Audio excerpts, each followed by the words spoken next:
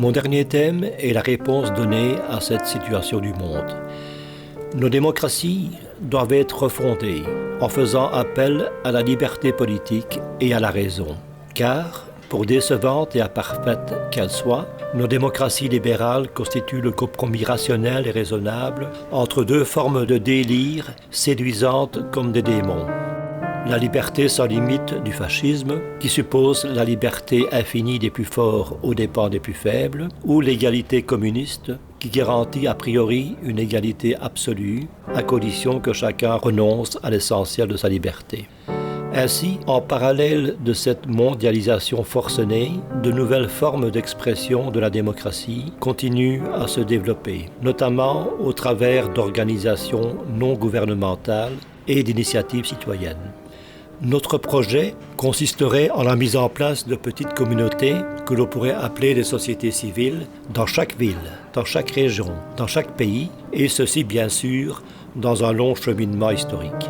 Ce serait une nouvelle éthique pour notre démocratie. Mais l'on pourrait nous rétorquer, avec l'appui des anthropologues, qu'il n'existe que des versions culturelles de l'universalité par rapport à une civilisation. Cependant, nous pourrions partir du principe suivant. Quelles que soient les cultures, il existe des valeurs partagées et des biens sociaux communs, créés par les hommes. Et ces valeurs peuvent servir à délibérer sur les critères du juste et de l'injuste et devenir un invariant culturel, quel que soit le pays où l'on se trouve. Exemple de valeurs ou de droits à instaurer ou à protéger. Allocation universelle adaptée à la situation économique du pays considéré.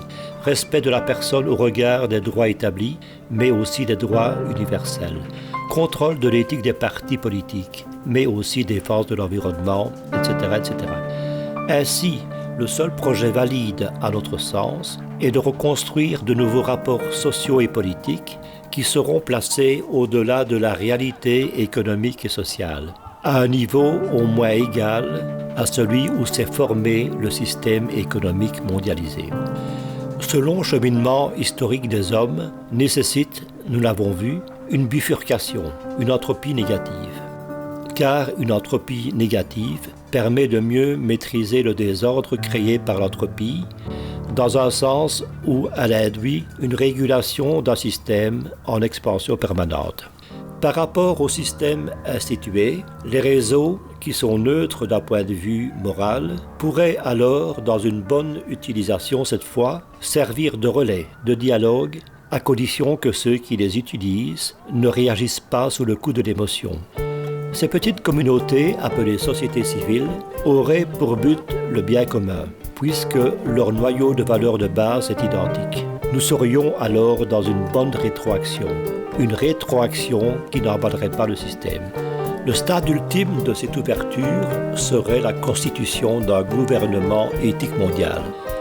Ce gouvernement serait constitué par la coordination et la globalisation des différentes sociétés civiles.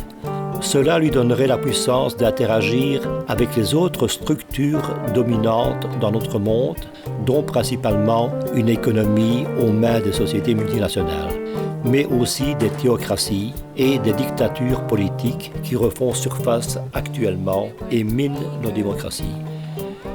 Ainsi, la réponse aux crises actuelles doit donc venir de la démocratie elle-même, en prenant le malaise à bras-le-corps, si du moins elle veut survivre. Alors, que faire en tant que citoyen démocrate face à des États qui peinent à donner des réponses? Pensez, faire l'autocritique de nos attitudes et de nos discours, bien souvent sur la défensive.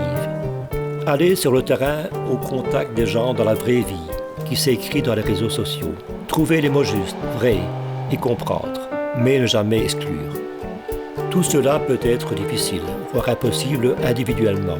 Non pas si nous réinventons nous aussi une autre histoire, un autre mythe, un autre projet de société basé sur plus de fraternité, troisième terme de la célèbre devise républicaine, si souvent oubliée. C'est le projet de nos petites communautés civiles dont on vient de parler. Car la fraternité ne fait pas l'objet de loi.